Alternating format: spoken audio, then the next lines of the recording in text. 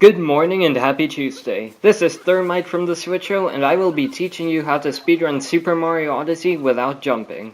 Before I get into the actual video, there are some things you need to know about the jumpless run. The first being that you cannot jump. Obvious, right? The following are things that count as jumps. Jumps, double jumps, triple jumps, long jumps, backflips, side flips, ground pound jumps, jumping out of water, and talking to NPCs like a normal person. More on that in a bit. What doesn't count as a jump are wall jumps, ground pounds, dives, all cappy throws, cap bounces, swimming, jumping out of sand, and all actions involving a capture. The main way to get vertical height is to throw Cappy, hold him, and walk onto Cappy. You can still do a mid-air cap bounce after a grounded Cappy bounce. To talk to NPCs, you need to do one of two things. The first is to do a precise ground pound in front of the NPC.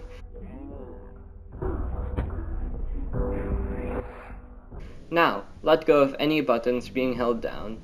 Just before you hit the ground, press A. You should begin talking to the NPC. The second method is much easier. Simply go into first-person mode by hitting the right joystick, then press A to talk to the NPC. One last technique, and then we'll get into the actual video. This technique is called a Cappy roll jump. It is similar to a Cappy roll jump. What you have to do is stand in the place you want Cappy to end up, then, throw your Cappy opposite the direction you want to go. Walk towards Cappy, bounce on him, and then turn around. Immediately let go of the left joystick. Just before you hit the ground, throw Cappy, hold him, and immediately ground pound and start up the ground pound roll while holding the direction you want to go. I think those are all the techniques, so now let's get into the video. Start up your run and do something that isn't technically a jump. Roll like a madman, make friends with Cappy, pull a switch, break down a door, and be a frog. Remember, these aren't actually jumps. Now, make your way up here and face the first boss. These bosses are going to be trickier because if you try to throw Cappy towards one, he immediately returns to you. If you want to bounce on Topper's head, you have to throw the hat, not at Topper, just miss him. It may be possible to land on the hat during the spinny hat phase, but I just throw Cappy at the correct one until he pops up. Moving on to the Cascade Kingdom. Most of everything is the same in the Cascade Kingdom, except the jumps are replaced with bounces. The Dino Skip is also about the same, as it involves a capture. Madame Brutal isn't defeated by jumping, but rather with a captured chain chomp. You can try to jump on the chain chomp when thrown, but it is rather difficult. Grab this moon however you want, and go to the Sand Kingdom. This is the route I normally take. Tower, ground pound treasure, bird, miss the hill half a billion times.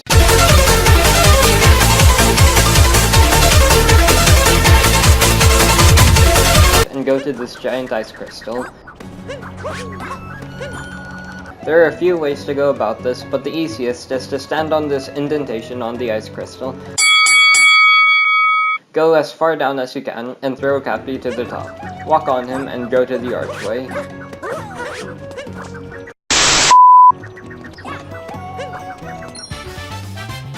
Now, go to this corner. Remember, jumping on sand doesn't count as a jump. Break this box, go grab the moon, and become a bullet. Fly over here.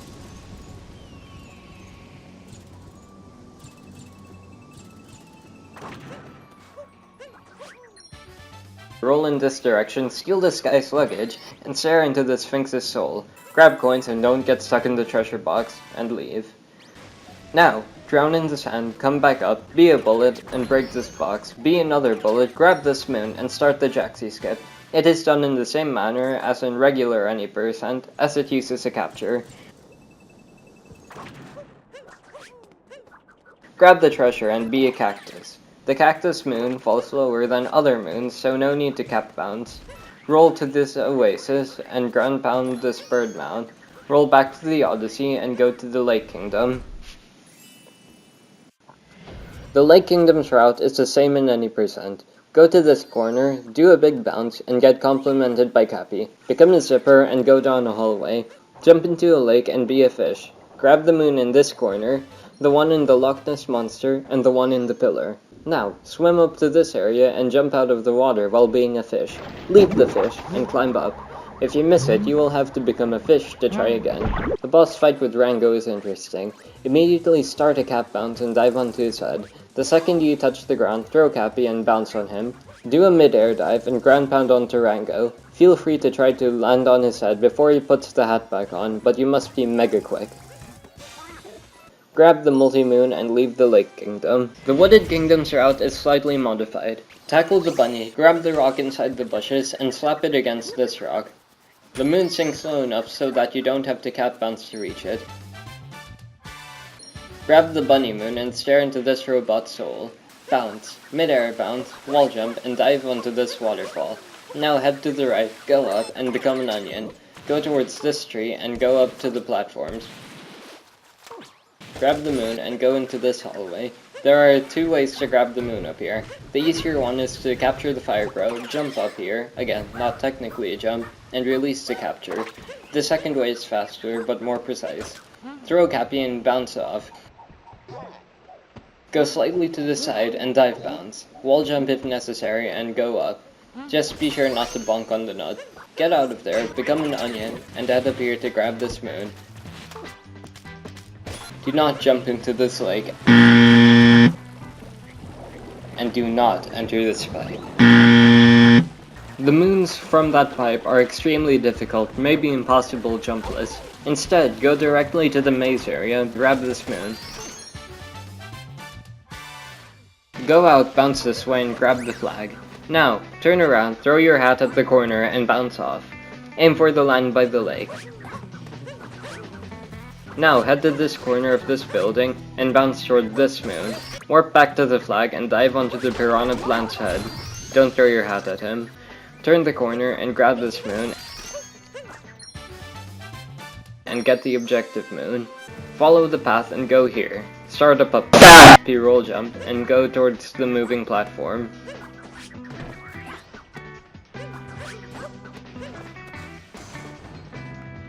Grab the moon and go back. The fastest way to get to the entrance is with a ground pound roll.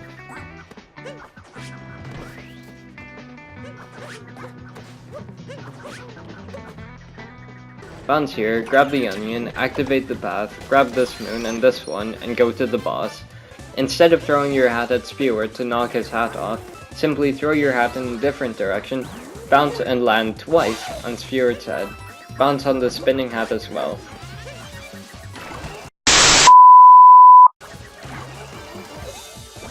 Onto the Cloud Kingdom. The Bowser fight is difficult if you don't skip him jumping around.